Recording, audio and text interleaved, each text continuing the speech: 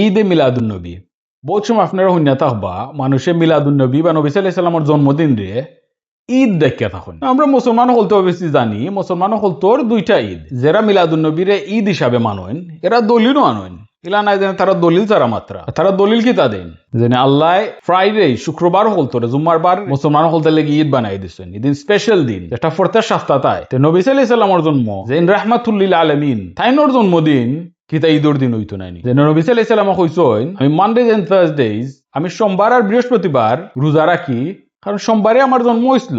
যারা একটা দলিল হিসাবে ইউজ করেন তারা কিতা চিন্তা করে না নি একবার যে ঈদর দিন রোজা রাখা হারাম। নবী সাল্লাল্লাহু আলাইহি সাল্লাম এইটা যদি ইন্ডিকেট করা যে এই দিন আমার জন্ম হয়েছিল তা লাগি আমি এই দিন রোজা রাখি, meaning one of the reasons. আর এই দিন যদি ঈদ হইতো তাহলে এই দিন রোজা রাখলা না তাই সারা বছর সোমবারে আর বৃহস্পতিবারে রোজা রাখতা, খালি তাইনোর জন্মদিনের দিন রোজা রাখতা না।